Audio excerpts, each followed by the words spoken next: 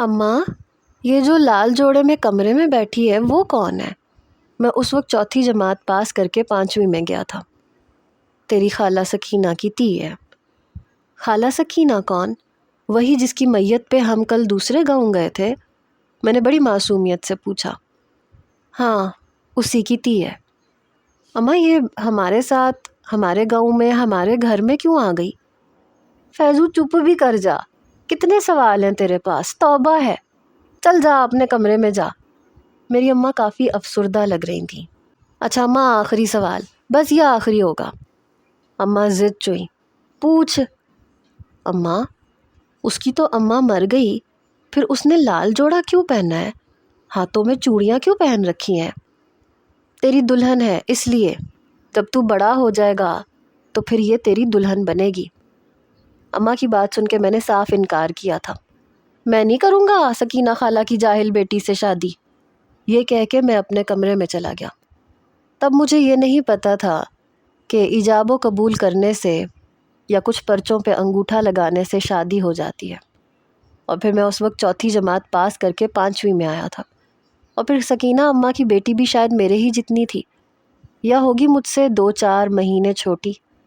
بہرحال اماں کو شاید اسے سہارا دینا تھا، یا پھر میری دادی کو کلثوم سے کچھ زیادہ ہی ہمدردی ہو گئی تھی جو اسے میرے گلے باندھ دیا۔ میں جو چوتھی جماعت میں بھی خود کو بیرسٹر فیضان کہلانا پسند کرتا تھا، بھلا میں کیسے ایک چٹی ان پڑھ سے شادی کر لیتا۔ بہرحال چند دن گزرے تھے جب میں اسکول سے واپس آیا تو وہ مجھے دیکھ کے ماتھے پہ بل ڈالے ہوئے کمرے میں چلی گئی۔ اکڑ تو یوں دکھا رہی تھی جیسے پتہ نہیں کہاں کی حورم سلطان ہو۔ میری بلا سے مجھے حیرت اس وقت ہوئی جب چند دن کے بعد اماں نے ایک اور دھماکہ میرے سر پہ پھاڑا۔ کہنے لگیں، میں نے کلثوم کا داخلہ تیرے اسکول میں کروا دیا ہے، آج کے بعد وہ بھی تیرے اسکول میں تیری ہی جماعت میں پڑھا کرے گی۔ میں نے کہا یہ جاہل، اماں یہ کیسے پڑھے گی؟ میری والدہ کہنے لگیں وہ اپنے گاؤں میں بھی اسکول میں پڑھتی تھی۔ بہرحال وہ میرے ساتھ اسکول جانے لگی، مگر 1 نمبر کی چورنی تھی۔ کبھی کسی کے بیگ سے اس کا ٹفن نکال کے کھا لیتی، کبھی کسی کی کتاب چوری کر کے میرے بیگ میں ڈال دیتی، اور استاد جی سے جب مجھے ڈانٹ پڑتی تو آگے سے ہنسنے لگتی۔ شرم نہیں آتی تمہیں چوری کرتے ہوئے؟ استاد جی میں نے چوری نہیں کی، ہاتھ آگے کرو فیضو۔ سچی اللہ کی قسم استاد جی میں نے یہ کتاب اپنے بیگ میں نہیں ڈالی، ہاتھ آگے بڑھاؤ۔ میں نے ہاتھ آگے بڑھا دیا۔ بڑی زور سے ڈنڈا میرے ہاتھ پہ مارا تھا استاد جی نے، اور میں نے بڑے غصے سے کلثوم کی طرف دیکھا جو میسنی ہنسی ہنس رہی تھی۔ چھٹی ہوتی میں نے اپنا بستہ اٹھایا اور اسکول سے باہر نکل گیا۔ ارے فیضو رکو تو، مجھے تو آنے دو۔ وہ میرے پیچھے بھاگتی ہوئی آئی، پھر میرے ساتھ پھولے ہوئے سانس کے ساتھ چلنے لگی۔ میری رفتار ویسے بھی تیز تھی اور میں غصے میں بھی تھا، اس لیے میں تیز تیز چل رہا تھا۔ وہ میرے ساتھ قدم سے قدم ملا کے چل نہیں پا رہی تھی۔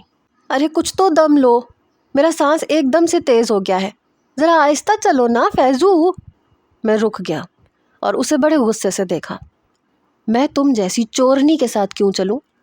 اپنی سہیلیوں کے ساتھ آنا کل سے، میں نے تمہارا ٹھیکہ نہیں اٹھا رکھا۔ میں پھر سے تیز قدموں سے چلنے لگا۔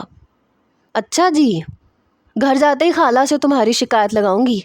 خالہ کا ہاتھ پتہ ہے نا کتنا بھاری ہے، دیکھنا کیسے 14 طبق روشن ہوتے ہیں تمہارے۔ گھر جاتے ہی میں نے اماں سے کہا کہ کلثوم نے کتاب چوری کر کے میرے بستے میں ڈال دی تھی، لیکن وہ میسنی اماں کے سامنے جھوٹے آنسو بہانے لگی۔ خالہ جی میں ایسا کیوں کروں گی؟ فیضو چاہتا ہی نہیں ہے کہ میں اس کے ساتھ پڑھوں، کہتا ہے لڑکیوں نے پڑھ لکھ کے کون سا میری طرح بیرسٹر بن جانا ہے، بس ہانڈی تو پکانی ہے۔ اماں نے بھی اس کی جھوٹی بات پہ بھروسہ کیا اور الٹا مجھے ڈانٹنے لگیں۔ اس دن مجھے پوری طرح یقین ہو گیا تھا کہ کلثوم دنیا کی سب سے بڑی آفت ہے۔ صبح سے لے کے شام تک ایک لمحہ ایسا نہیں گزرتا تھا جب وہ مجھے کسی نئی مصیبت میں نہ ڈالتی، اور سب سے زیادہ غصہ مجھے اس بات پہ آتا تھا کہ ہر بار اماں، دادی اور استاد جی کو وہ معصوم لگتی تھی، جبکہ قصوروار ہمیشہ میں ٹھہرتا تھا۔ اگلے دن میں نے دل ہی دل میں قسم کھائی کہ آج اس سے جتنا دور رہ سکوں گا رہوں گا۔ میں صبح سویرے اٹھا، جلدی جلدی ناشتہ کیا، بستہ اٹھایا اور دبے پاؤں گھر سے نکلنے لگا تھا تاکہ وہ میرے ساتھ نہ آئے۔ فیضو، پیچھے سے اس کی آواز آئی تو میں نے قدم اور تیز کر دیے. ارے رکو تو صحیح، کون سا تمہاری ٹرین چھوٹ جائے گی. لیکن میں نے مڑ کے بھی نہ دیکھا. دوڑتے دوڑتے وہ میرے برابر آ گئی. سانس پھولا ہوا تھا.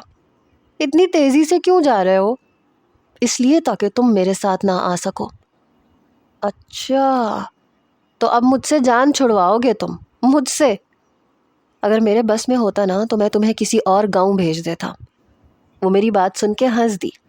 مگر خالہ تو کہتی ہے میں ہر جگہ تمہارے ساتھ جایا کروں گی اور مجھے ہمیشہ تمہارے ساتھ رہنا ہے. اس کی بات سن کے میں نے آسمان کی طرف دیکھا تھا. یا اللہ، یہ مصیبت آخر میرے حصے میں کیوں آئی؟ اس دن اسمبلی ختم ہوئی تو میں نے خاص طور پہ اپنا بستہ اپنی ٹانگوں کے درمیان میں رکھ لیا. اب میں اس کی ہر شرارت سے ہوشیار رہنے لگا تھا. کلاس میں استاد جی سبق سمجھا رہے تھے کہ اچانک پیچھے سے کسی نے میری گردن پہ زور سے پھونک ماری. میں چونک کے پلٹا. پیچھے کلثوم بیٹھی تھی. وہ فوراً سے کتاب کے اندر منہ چھپا کے ایسے بیٹھ گئی جیسے پوری دنیا کی سب سے شریف بچی ہو. میں نے دانت پیسے. ابھی چھٹی ہونے دو، پھر دیکھتا ہوں تمہیں. کچھ ہی دیر کے بعد استاد جی نے مجھے تختی صاف کرنے کے لیے باہر بھیجا. میں واپس آیا تو پوری کلاس مجھے دیکھ کے ہنسنے لگی. مجھے کچھ سمجھ میں نہ آیا. میں اپنی جگہ پہ بیٹھ گیا. ساتھ بیٹھے لڑکے نے دھیرے سے کہا، فیضو، تمہارے کندھے پہ کچھ چل رہا ہے. میں نے گھبرا کے کندھے کی طرف دیکھا. ایک موٹی سی چھپکلی میرے کرتے پہ بیٹھی تھی. یا اللہ! میں اتنی زور سے اچھلا کہ پوری کلاس ایک بار پھر کہکہوں سے گونج اٹھی. میں نے کپڑے جھاڑتے ہوئے چھپکلی دور پھینکی. استاد جی غصے سے بولے، یہ کیا تماشا لگا رکھا ہے؟ استاد جی یہ میں کچھ بول ہی نہیں پا رہا تھا. میری نظر تبھی کلثوم پہ پڑی. وہ اپنی چوٹی منہ میں دبا کے ہنسی روکنے کی ناکام کوشش کر رہی تھی. مجھے سمجھنے میں دیر نہیں لگی. یہ حرکت بھی اسی نے کی تھی کیونکہ وہ چھپکلی نکلی تھی. استاد جی نے مجھے ڈانٹا کہ ایسی فضول چیزیں اسکول میں کیوں لے کے آئے ہو. وقفے کی گھنٹی بجی تو میں سیدھا اس کے پاس جا کے کھڑا ہو گیا. چھپکلی تم نے رکھی تھی؟ اس نے حیران بن کے آنکھیں پھیلائی. میں تو خود چھپکلی سے ڈرتی ہوں. جھوٹ مت بولو کلثوم. اللہ کی قسم. اس نے اپنے گلے کو 2 انگلیوں سے پکڑ کے کہا. وہ قسم کھانے ہی لگی تھی کہ اچانک خود ہی ہنس پڑی. اچھا بتاؤ، سچ بتاؤ، تھوڑا سا تو ڈر گئے تھے نا؟ تھوڑا سا، میں غصے سے بولا تھا. میرا دل چاہ رہا تھا میں تمہیں وہیں کلاس سے باہر پھینک دوں. وہ ہاتھ باندھ کے میرے سامنے کھڑی ہو گئی. تو پھر پھینک دیتے. پھینکا کیوں نہیں؟ بس تمہارا لحاظ کر گیا تھا، مگر یہ مت سمجھو کہ میں کچھ کر نہیں سکتا. تو کرتے کیوں نہیں ہو پھر؟ وہ مجھے تیش دلانے لگی. میں بتاؤں گا تمہیں. میں نے خالی خولی بھرم سے ہی کام لیا. میں واقعی کچھ نہ کر سکا کیونکہ اسی وقت گھنٹی بج گئی. وہ زبان نکال کے بھاگ گئی اور میں دانت پیستا رہ گیا. چھٹی کے وقت میں نے سوچا کہ آج میں اپنا بستہ خود ہی اٹھاؤں گا. مگر جیسے ہی میں نے بستہ کندھے پہ رکھا وہ فوراً سے آگے بڑھی. دو، میں اٹھا دیتی ہوں. میں نے بستہ کھینچ لیا. رہنے دو، میں تمہاری مہربانیوں سے خوب واقف ہوں. وہ ناک چڑھا کے بولی، بڑے مغرور ہو. ہاں ہوں. اچھا. وہ خاموش ہو گئی. مجھے لگا شاید آج اسے واقعی عقل آ گئی ہے، مگر یہ میری غلط فہمی تھی. گھر پہنچنے میں ابھی آدھا راستہ باقی تھا کہ مجھے اپنا بستہ غیر معمولی طور پہ بھاری محسوس ہونے لگا. میں نے راستے میں بستہ کھول کے دیکھا تو میری آنکھیں کھلی کی کھلی رہ گئیں. اندر 2 بڑی بڑی اینٹیں پڑی تھیں. یا اللہ! میں بے اختیار چلایا تھا. کلثوم چند قدم آگے کھڑی تھی. میری آواز سن کے مڑی، پھر دونوں ہاتھوں سے اپنا منہ دبایا اور زور زور سے ہنسنے لگی. کیسا لگا میرا مذاق؟ میں نے اینٹیں نکال کے زمین پہ رکھی. تم پاگل ہو، جاہل گنوار لڑکی ہو. میں نے اینٹیں باہر نکالی. میری کتابیں گندی ہو گئی تھیں اور میں اپنا بستہ، اپنی کاپیاں، کتابیں بہت صاف ستھرا رکھتا تھا. ایک دن تم مجھے مروا دو گی. ارے 2 اینٹوں سے کوئی نہیں مرتا. میں نے غصے سے کہا، یہ اینٹیں میرے بستے میں ڈالی کس نے تھی؟ وہ بڑی معصومیت سے بولی، مجھے کیا پتا، شاید خود ہی چل کے آ گئی ہوں گی. میں نے اینٹ اٹھائی تو فوراً سے دوڑ لگا گئی. میں بھی اس کے پیچھے بھاگا. وہ کھیتوں کے کنارے کنارے دوڑ رہی تھی اور پیچھے مڑ مڑ کے کہہ رہی تھی، پکڑو پکڑو بیرسٹر فیضان، آج تو پکڑ کے دکھاؤ. اور اس وقت مجھے صرف ایک ہی بات سمجھ میں آ رہی تھی کہ اگر آج یہ میرے ہاتھ لگ گئی تو زندگی بھر مجھے چھیڑنے سے پہلے 10 بار سوچے گی۔ مگر وہ کمبخت ایسے ہرنی کی طرح بھاگ رہی تھی کہ میرے ہاتھ ہی نہیں آ رہی تھی۔ پگڈنڈی پہ بڑی مہارت سے بھاگ رہی تھی، مگر میں اپنا توازن برقرار نہیں رکھ پایا، اس لیے میں دائیں جانب والی کھیت میں گر گیا۔ گیلی مٹی سے میرا صاف یونیفارم خراب ہو گیا۔ میں نے کبھی سوچا بھی نہیں تھا کہ میری جان اس بلا سے اتنی جلدی چھوٹ جائے گی۔ ایک دن دوپہر کے وقت میں اسکول سے واپس آیا تو گھر کے باہر بڑی سی موٹر گاڑی کھڑی تھی۔ ہمارے گاؤں میں اس زمانے میں موٹر گاڑی بڑی چیز سمجھی جاتی تھی۔ میں نے بستہ اتارا اور اندر گیا تو دیکھا کہ اماں کے سامنے میرے ماموں بیٹھے تھے۔ وہ شہر میں رہتے تھے، اس لیے سال میں ایک آدھ بار ہی گاؤں آتے تھے۔ السلام علیکم ماموں، میں نے بھاگ کے ان سے مصافحہ کیا۔ وعلیکم السلام میرے شیر، انہوں نے مجھے سینے سے لگایا۔ سنا ہے پڑھائی میں بڑا تیز ہے ہمارا فیضان۔ میں سینہ تان کے کھڑا ہو گیا۔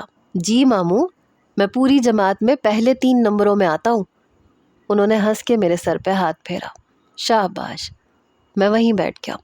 اتنے میں ماموں اماں کی طرف متوجہ ہوئے۔ باجی ایک بات کہوں؟ ہاں بھائی کہو۔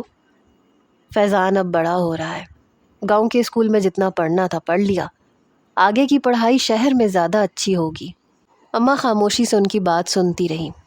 ماموں نے دوبارہ سے کہا، میری تو ویسے بھی کوئی اولاد نہیں ہے، میں چاہتا ہوں کہ فیضان میرے ساتھ شہر چلا جائے، اچھے اسکول میں داخل کرواؤں گا، اچھی تعلیم ملے گی، آگے جا کے بڑا آدمی بنے گا۔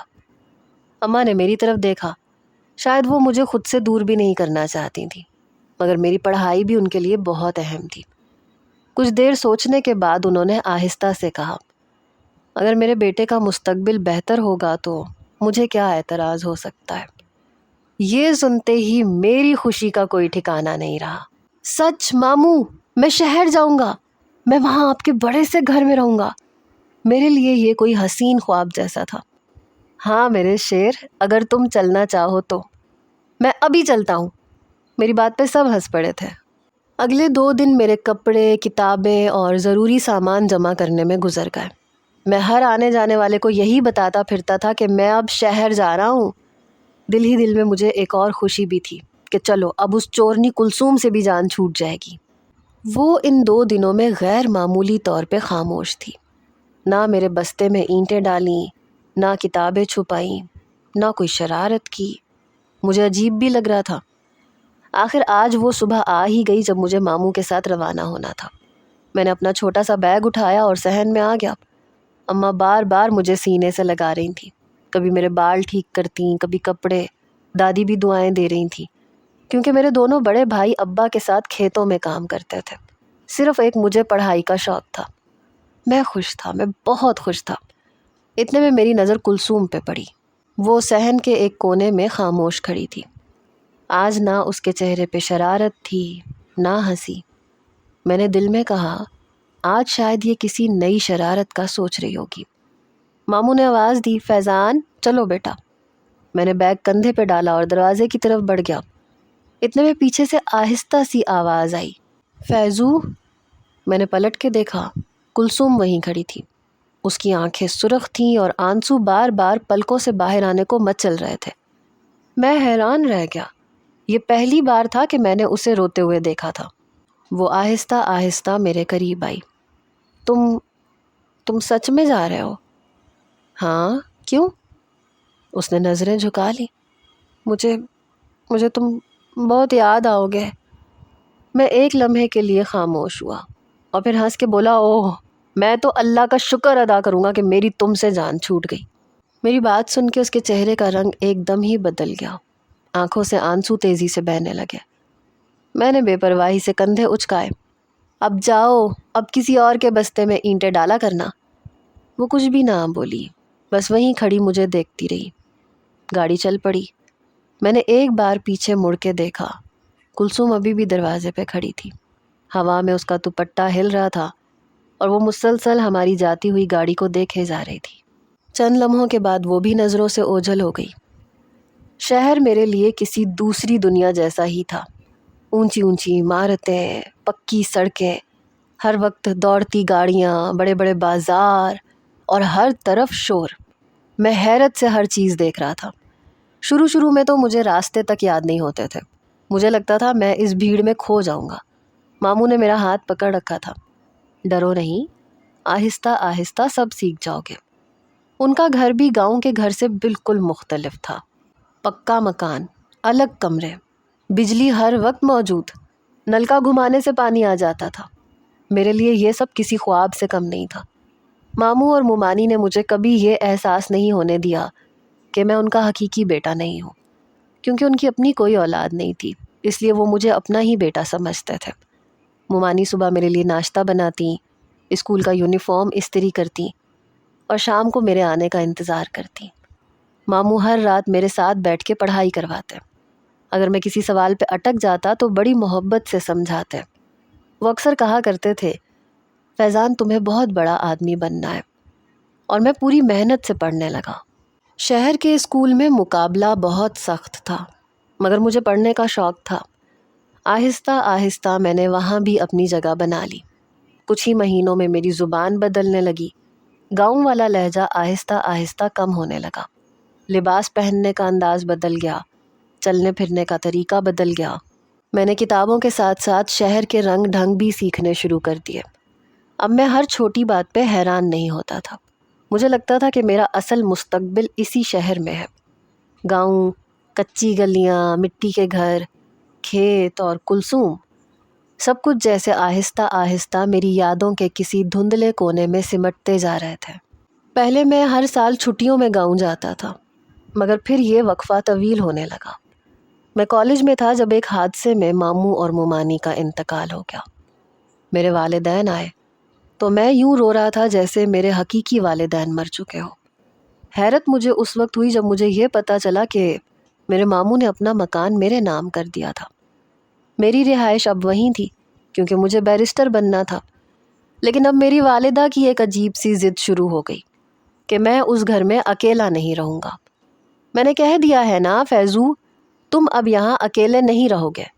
پہلے تمہاری مومانی تھی، ماموں تھے، تمہارا کوئی خیال رکھنے والا تھا، اور مجھے شہر کے ماحول پہ کوئی خاص بھروسہ بھی نہیں ہے۔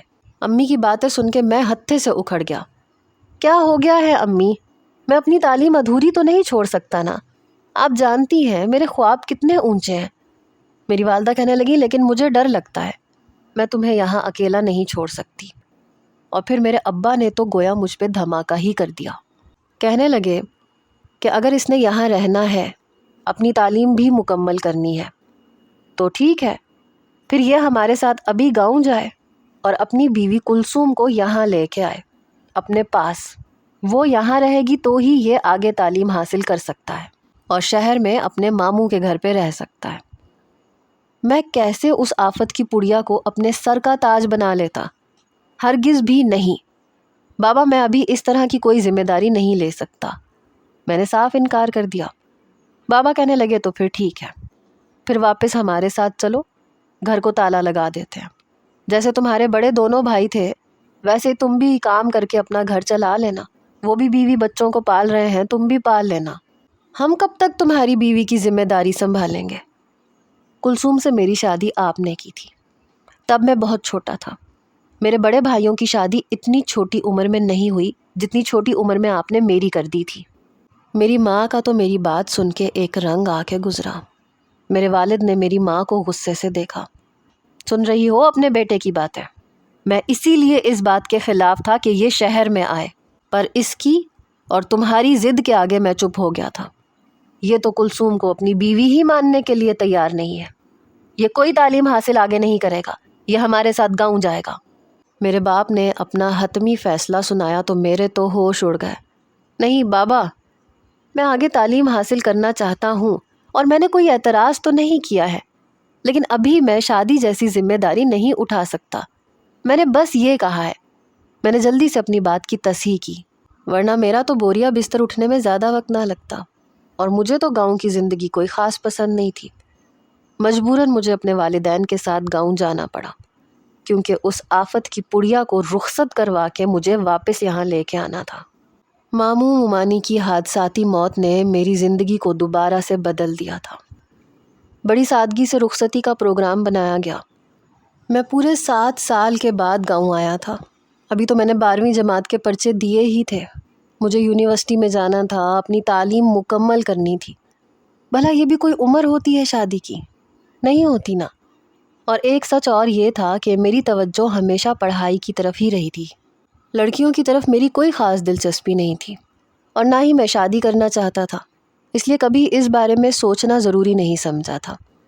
یوں تو مجھے کلثوم کو دیکھنے میں کوئی خاص دلچسپی نہیں تھی، اور اماں بھی اسے پردہ ہی کروا رہی تھیں۔ رخصتی کی تیاریاں ہو گئیں۔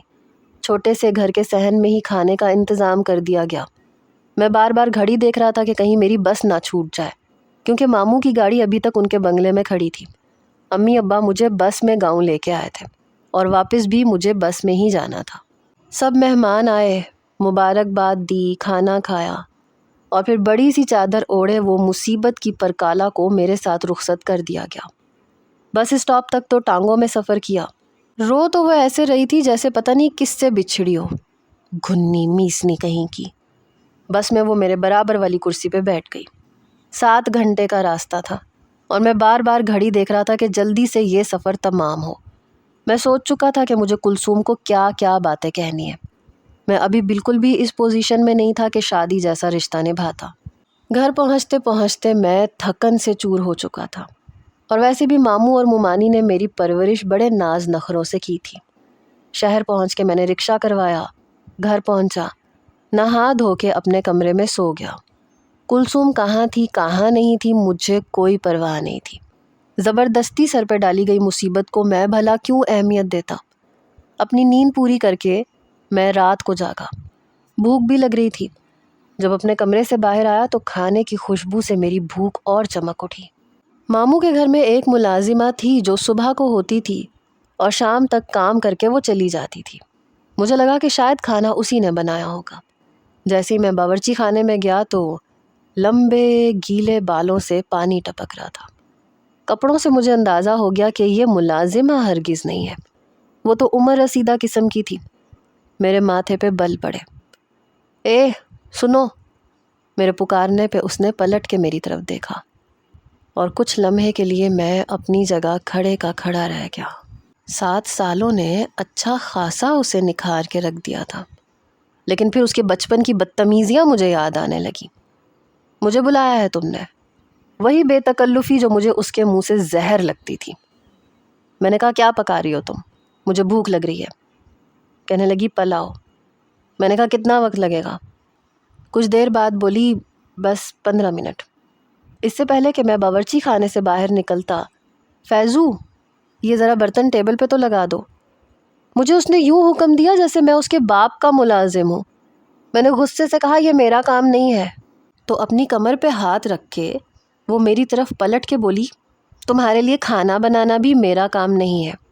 اگر میں نہ پکاتی تو اچھا ہو جاتا، بازار کا کھانا لانا پڑتا تمہیں، اور برتن تو تب بھی تم ہی لگاتے۔ جاؤ جا کے برتن لگاؤ۔ مجھے غصہ تو بہت آیا۔ بہرحال میں نے پلیٹیں نکالی اور باہر جا کے ٹیبل پہ رکھ دیں۔ فریج میں سے پانی کی بوتل نکال کے وہ رکھی، گلاس رکھے۔ جب ہاتھ دھو کے آیا تب تک وہ گرما گرم پلاؤ ٹیبل پہ رکھ کے کھانا بھی شروع ہو چکی تھی۔ کھانا کھانے کے دوران ہی میں نے اسے دیکھا۔ اپنے کھانے میں بے حد مگن تھی، ہاتھ سے چاول کھا رہی تھی۔ بات میں نے ہی شروع کی۔ یہ گاؤں نہیں ہے، یہ شہر ہے۔ یہاں کا رہن سہن، اٹھنا بیٹھنا کچھ الگ ہوتا ہے، کھانے پینے کا طریقہ بھی مختلف ہے۔ اسے ہاتھ سے چاول کھاتے دیکھ کے میں نے جان بوجھ کے یہ کہا تھا۔ کلثوم نے میری طرف حیرت سے دیکھا۔ کیوں؟ شہر کے لوگ کیا ناک سے کھانا کھاتے ہیں؟ لیکن تم تو میرے سامنے منہ سے ہی کھانا کھا رہے ہو۔ اگر تم شہر میں رہنا چاہتی ہو تو شہر کے طور طریقے اپناؤ، اور یہ اپنی زبان کی تیزی میرے سامنے نہ دکھاؤ تو زیادہ بہتر ہے۔ میں بالکل بھی برداشت نہیں کروں گا، اور یہ تم کہہ کے مجھ سے مخاطب مت ہوا کرو۔ میری بات پہ اس کے ماتھے پہ بل پڑے۔ اور چمچ سے کھانا کھانا سیکھو اگر میرے ساتھ زندگی گزارنی ہے تو۔ میں تقریباً کھانا کھا چکا تھا۔ میں اٹھ کے کھڑا ہو گیا۔ اور بات سنو، یہاں آس پاس کے گھروں میں کسی کو یہ بتانے کی ضرورت نہیں ہے کہ تم میری بیوی ہو۔ کہنے لگی تو اگر کوئی پوچھے تو کیا کہوں؟ میں نے کہا میری بلا سے جو تمہارا دل چاہے کہہ دینا۔ میں نے تو جیسے بات ہی ختم کر دی۔ کھانا کھانے کے بعد میں اپنے کمرے میں چلا گیا۔ اپنی رائٹنگ ٹیبل پہ بیٹھ کے میں نے اپنی ساری کتابوں کو درست کیا۔ ویسے بھی چند ہی دن میں رزلٹ آنے والا تھا اور پھر میرا داخلہ یونیورسٹی میں ہو جاتا۔ کچھ ہی دیر کے بعد کلثوم میرے ہی کمرے میں آ گئی۔ میرے ماتھے پہ بل پڑے۔ اس گھر میں اور بھی بہت سے کمرے خالی ہیں، تم کسی اور کمرے میں سو سکتی ہو، میں تم سے ایسا ابھی کوئی بھی تعلق قائم نہیں کرنا چاہتا۔ میرے صاف جواب پہ اس نے بیڈ اور تکیہ درست کیا اور لیٹ گئی، جیسے میری کسی بات کی اس کے نزدیک کوئی اہمیت ہی نہیں تھی۔ تمہیں آواز نہیں آ رہی میری؟ میں تم سے کیا کہہ رہا ہوں؟ مجھے اکیلے کمرے میں ڈر لگتا ہے، وہاں پہ بھی میں خالہ کے ساتھ سوتی تھی۔ اب یہاں پہ خالہ تو ہے نہیں، تو خالہ کے بیٹے کے ساتھ ہی گزارا کرنا پڑے گا نا۔ وہ میری سگی خالہ کی بیٹی نہیں تھی، میری والدہ کی خالہ زاد بہن کی بیٹی تھی۔ سکینہ خالہ سے اماں کی خاصی دوستی تھی، جس کے نتیجے میں یہ مصیبت میرے گلے میں پڑی تھی۔ تمہیں اپنی خالہ سے اتنا ہی پیار تھا تو وہیں رہ جاتی نا، یہاں شہر میں آنے کی کیا ضرورت تھی؟ میں نے چڑ کے کہا تھا۔ کہنے لگی میں نے تو بہت کہا تھا کہ میں نے نہیں جانا شہر۔ ہاں لیکن خالہ کہنے لگیں کہ مجھے اپنے بیٹے پہ اعتبار نہیں ہے، اس سے پہلے کہ باہر منہ مارتا پھرے اس کی بیوی کا وہاں رہنا بہت ضروری ہے۔ اب جب آپ کی ماں کو ہی آپ پہ بھروسہ نہیں تو مجھے تو خیال رکھنا پڑے گا نا۔ کیا خبر میں کسی دوسرے کمرے میں سو جاؤں اور آپ یہاں کسی اور لڑکی کے ساتھ رنگ رلیاں مناتے پھرو۔ اس کی باتیں میرے اندر آگ لگانے کے لیے کافی تھیں۔ میں کہتا ہوں زبان سنبھال کے بات کرو۔ مجھے اماں پہ بھی غصہ آیا، کیا انہیں مجھ پہ ذرا بھی بھروسہ نہیں تھا جو اس چڑیل کو میرے پلے باندھ دیا؟ میں نے کہا تم اس کمرے میں نہیں رہ سکتی، اگر تم یہاں رہو گی تو میں پھر اس کمرے سے چلا جاؤں گا۔ دیکھیں میں کوئی ٹھرکی قسم کی لڑکی نہیں ہوں، مجھے آپ میں کوئی دلچسپی نہیں ہے، اور ویسے بھی میری عمر ہی کیا ہے، میں آپ کو کچھ بھی نہیں کہوں گی۔ آپ چپ چاپ اپنی جگہ پہ سو سکتے ہیں۔ ہاں اگر آپ کو اپنی نیت پہ شک ہے اور آپ کو یہ لگتا ہے کہ آپ اپنے جذبات پہ قابو نہیں رکھ پائیں گے تو پھر آپ دوسرے کمرے میں جا سکتے ہیں، لیکن میری وجہ سے آپ کو کوئی مسئلہ نہیں ہوگا۔ اس نے تو جیسے مجھے پتہ نہیں کیا سمجھ لیا تھا کہ میں ایک کمرے میں اس کے ساتھ رہوں گا تو اس کے ساتھ کچھ بھی کر بیٹھوں گا۔ شاید آئینے میں اپنی شکل نہیں دیکھی تھی اس نے۔ پھر میں نے سوچا کہ شکل صورت تو اچھی ہی ہے، لیکن پھر ایسی بیوی کا کیا کرنا جو صرف شکل صورت کی اچھی ہو، ہے تو جاہل گنوار نا۔ میں نے تکیہ پکڑا، کونے کی طرف رکھا اور بیڈ کے بالکل کنارے پہ جا کے لیٹ گیا۔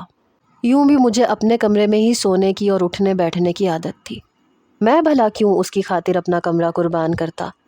اور پھر بات میری انا پہ بھی آئی تھی۔ میں اسے ثابت کرنا چاہتا تھا کہ ایک کمرے میں اس لڑکی کے ساتھ ایک بیڈ پہ سو کے بھی مجھے کچھ نہیں ہوگا، میرے جذبات ٹھنڈے ہی رہیں گے۔ لیکن مجھے نہیں پتا تھا کہ اس لڑکی کو رات کو کشتی لڑنے کی عادت ہے۔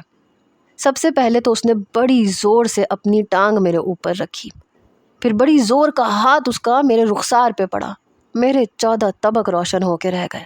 میں نے اس کی ٹانگ پیچھے کی، اس کا ہاتھ بھی پیچھے کیا، مگر مجال ہے کہ وہ ذرا سی بھی کھسکی ہو یا اس کی کوئی نیند ٹوٹی ہو۔ اسے میں نے اپنے آپ سے گھسیٹ کے دور کیا، پھر کروٹ بدل کے لیٹ گیا، لیکن تھوڑی دیر بعد پھر سے اس کی ٹانگ اور ہاتھ میرے اوپر تھا۔ کیا مصیبت ہے یہ لڑکی، پیچھے ہٹو۔ بہرحال شاید اس نے تہیہ کیا ہوا تھا کہ اس نے میری رات برباد کرنی ہے، اور اس نے بھرپور کوشش بھی کی، کبھی سر پہ، کبھی میرے سینے پہ، کبھی ٹانگیں میرے اوپر۔ پوری رات میں اسے پیچھے کرتا رہا اور پوری رات وہ میرے ساتھ چپکنے کی بھرپور کوشش کرتی رہی۔ صبح کی اذانیں سن کے میں نے اس کے سامنے ہاتھ جوڑ دیے، حالانکہ میں جانتا تھا کہ وہ گھوڑے گدھے بیچ کے سو رہی ہے۔ میں نے تکیہ اٹھایا اور باہر لاؤنج کے صوفے پہ جا کے لیٹ گیا۔ لیکن وہ کہتے ہیں نا کہ جب آپ کی بدقسمتی آپ کی قسمت میں لکھی گئی ہو تو آپ چاہ کے بھی اسے ہٹا نہیں سکتے۔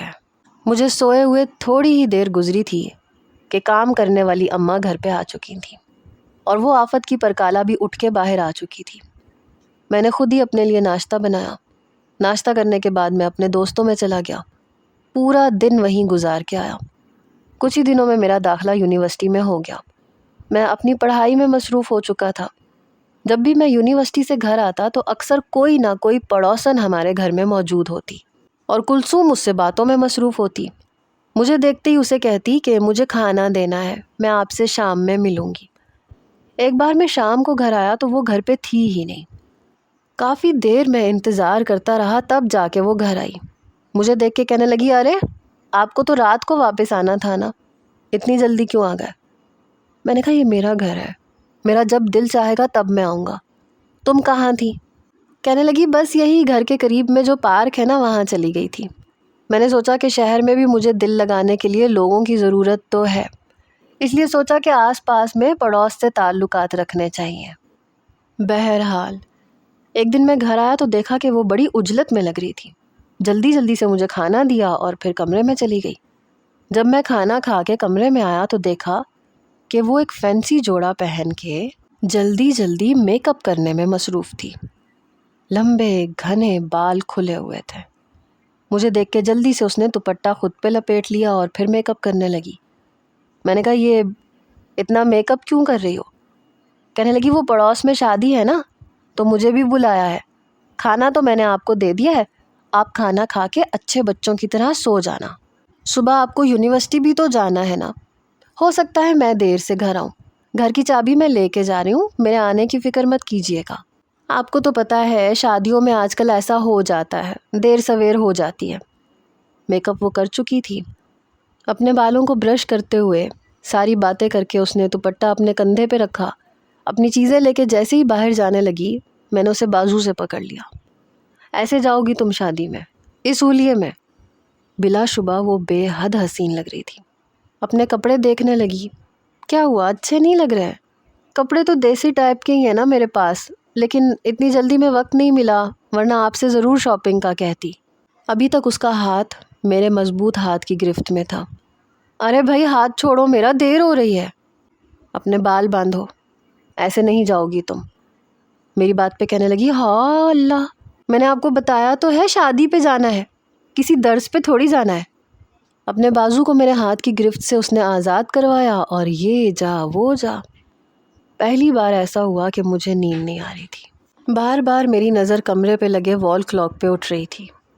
رات کے 12 بج گئے تھے اور وہ ابھی تک نہیں آئی تھی۔ کبھی میں لیٹ جاتا، کبھی بیٹھ جاتا، کبھی کمرے کے چکر کاٹنے لگتا، اور ایسا میرے ساتھ پہلی بار ہوا تھا۔ رات کے 1 بجے وہ آئی، گانا گنگنا رہی تھی اور اپنی جیولری اتار رہی تھی۔ میں نے کہا وقت دیکھا ہے تم نے؟ کہنے لگی ہاں تو میں نے آپ سے پہلے ہی کہہ دیا تھا کہ اچھے بچوں کی طرح جلدی سو جائیے گا، شادی کا معاملہ تھا، دیر سویر تو ہو ہی جاتی ہے، اور چابی میں لے کے گئی تھی، پھر آپ کو کیا فرق پڑتا تھا؟ کون سا آپ میرے لیے دروازہ کھولنے کے انتظار میں بیٹھے تھے؟ پتہ نہیں کیوں لیکن اس پہ سے میری نظریں ہٹنے کو تیار نہیں تھیں۔ کمبخت بہت پیاری لگ رہی تھی۔ اپنی جیولری اتار کے الماری سے اپنا سادہ سا لباس نکال کے وہ واش روم میں چلی گئی، شاور لے کے باہر آئی۔ چہرہ دھل چکا تھا لیکن پھیلا ہوا کاجل، گیلے بال اسے مزید حسین بنا رہے تھے۔ آج نہ نظروں پہ میرا اختیار تھا اور نہ ہی دھڑکتے دل پہ۔ بڑی مشکل سے خود کو کنٹرول کیا اور تکیہ درست کر کے لیٹ گیا۔ اس بار میری دلی خواہش تھی کہ اس کا ہاتھ مجھ پہ ہو اور وہ میرے سینے پہ سر رکھ لے۔ پتہ نہیں کیوں ایسے دل چاہ رہا تھا، لیکن اس بار وہ جہاں سوئی وہیں سے اٹھی اور میں پوری رات سو نہیں پایا۔ اگلے روز چھٹی تھی اور اکثر چھٹی والا دن میں پورا اپنے دوستوں کے ساتھ ہی گزارتا تھا، لیکن آج کا دن میں گھر پہ ہی رہا۔ تبھی کچھ خواتین گھر پہ آئیں۔ کلثوم نے انہیں ڈرائنگ روم میں بٹھایا، وہ چائے بنانے چلی گئی۔ وہ دونوں خواتین ڈرائنگ روم سے اٹھ کے لاؤنج میں آ گئیں جہاں میں بیٹھا ٹی وی دیکھ رہا تھا۔ انہیں دیکھ کے میں سیدھا ہو کے بیٹھ گیا۔ وہ میرے سامنے والے صوفے پہ بیٹھ گئیں۔ کہنے لگی ہمیں آپ سے کچھ بات کرنی ہے۔ مجھے بڑی حیرت ہوئی کہ ان دونوں کو مجھ سے کیا بات کرنی ہے۔ میں نے کہا جی فرمائیے خاتون، کیا کہنا ہے آپ کو؟ کہنے لگی ہمیں آپ کی بہن کلثوم بہت پسند ہے اپنے بیٹے کے لیے۔ یہ سن کے میرے اندر تو گویا آگ لگی۔ کیا جی جی؟ میں حلق کے بل چلایا۔ خاتون کہنے لگی کیا ہو گیا؟ ارے بھائی میرا بیٹا بہت اچھی نوکری پہ فائز ہے، آپ کی بہن میرے بیٹے کے ساتھ بہت خوش رہے گی، چاند سورج کی جوڑی لگے گی دونوں کی۔ تبھی کلثوم چائے اور لوازمات کی ٹرے لیتے ہوئے شرماتے ہوئے یوں آئی کہ میرے رہے سہے اوسان بھی خطا ہونے لگے۔ مجھے کلثوم پہ اس وقت اتنا غصہ آیا کہ میں آپ کو بتا نہیں سکتا۔ میں اٹھ کے فوراً سے کھڑا ہو گیا۔ یہ چائے لے کے اندر جاؤ، میں نے بڑے غصے سے کہا، اور وہ مجھے بڑی حیرت سے دیکھ رہی تھی، اور وہ دونوں خواتین بھی۔ میں نے ان دونوں سے کہا کھڑی ہوں آپ یہاں سے، یہ لڑکی میری بہن نہیں ہے، میری بیوی ہے۔ یہ سن کے وہ دونوں ہکا بکا ایک دوسرے کی شکل دیکھنے لگی، کہنے لگی ارے ایسے کیسے ہو سکتا ہے، آپ دونوں کی تو شکل بہت ملتی ہے، شکل سے تو آپ بہن بھائی لگتے ہو، اور پھر کل ہی تو کہا تھا کہ اس کی شادی نہیں ہوئی۔ کیوں کلثوم؟ وہ کہنے لگی وہ میرے شوہر نے منع کیا تھا کہ کسی کو یہ مت بتانا کہ ہم شادی شدہ ہیں۔ مجھے نہیں پتا تھا کہ وہ میری اس بات کو اس طرح بھی استعمال کر سکتی ہے۔ میں نے کہا آپ دونوں یہاں سے جا سکتی ہیں۔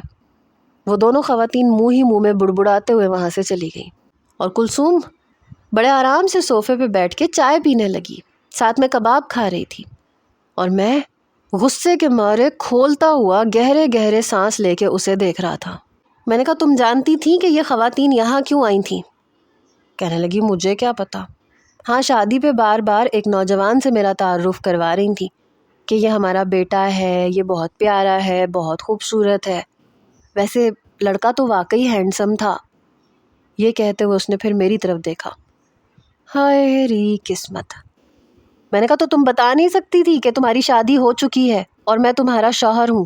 کہنے لگی تو آپ نے خود ہی تو منع کیا تھا کہ کسی کو بھی مت بتانا کہ میں آپ کی بیوی ہوں، اور پھر میں اپنے سرتاج کی بات سے کیسے انکار کر سکتی ہوں؟ اور خالہ نے بھی کہا تھا کہ اپنے شوہر کی کوئی بھی بات رد مت کرنا۔ چائے کے گھونٹ بھرتے ہوئے ساتھ ساتھ وہ کباب بھی کھا رہی تھی۔ میں نے کہا اور جو کل میں نے تم سے کہا تھا کہ بال باندھ کے جاؤ، تب تمہیں اماں کی بات یاد نہیں آئی تھی؟ اور خبردار جو اب تم نے محلے میں خواتین سے زیادہ مراسم بڑھانے کی کوشش کی، اور اب اگر کوئی بھی پوچھے تو بتا دینا کہ تم میری بیوی ہو۔ کہنے لگی سوچ لیں فیضان صاحب، کل کو یہ کہنے سے آپ کی شان میں کوئی فرق تو نہیں آئے گا کہ میں آپ کی بیوی ہوں۔ گاؤں کی جاہل گنوار بیوی کا تعارف کرواتے ہوئے بیرسٹر فیضان کی شان میں فرق تو نہیں آ جائے گا۔ اب یہ تو مجھے بھی ماننا پڑ گیا تھا کہ لڑکی بہت چالاک ہے، اور اس کے ساتھ ساتھ خوبصورت بھی ہے، اور سب سے بڑی بات اپنا رشتہ منوانا جانتی ہے۔ رات کو کافی دیر میں اس کے کمرے میں آنے کا انتظار کرتا رہا، لیکن آج وہ آ ہی نہیں رہی تھی۔ پتہ نہیں کیوں نہیں آ رہی تھی، آج تو مجھے شدت سے اس کا انتظار تھا۔ میں اپنے آرام دہ لباس پہ پرفیوم چھڑک چکا تھا۔ کچھ دیر کے بعد وہ کمرے میں آئی، مجھے جاگتا دیکھ کے کچھ گھبرائی، کیونکہ رات کے 12 بج رہے تھے۔ سوئے نہیں آپ؟ میں اس کے سامنے آ کے کھڑا ہو گیا۔ نہیں، کیونکہ آج مجھے تمہاری نیند اڑانی ہے۔ میری بات پہ ہنسنے لگی۔ وہ تو میں آپ کی کب کی اڑا چکی، اور آپ کو ابھی یاد آ رہا ہے؟ میں نے اسے بازو سے پکڑ کے اپنی طرف کھینچا اور اپنے حصار میں لے کے اسے بھینچ لیا۔ صبح کا بھولا اگر شام کو واپس لوٹ آئے تو اسے بھولا نہیں کہتے۔ میری بات پہ کہنے لگی ہاں اسے فیضو کہتے ہیں۔ وہ شاید کبھی بھی باز نہیں آ سکتی تھی۔ اس کا منہ بند کروانے کا میرے پاس بس ایک ہی طریقہ تھا، اور وہ یقیناً آپ سمجھ گئے ہوں گے۔ اب ہر بات بتانے والی تھوڑی ہوتی ہے، کچھ کام کر کے دکھانے والے ہوتے ہیں۔ کیا خیال ہے؟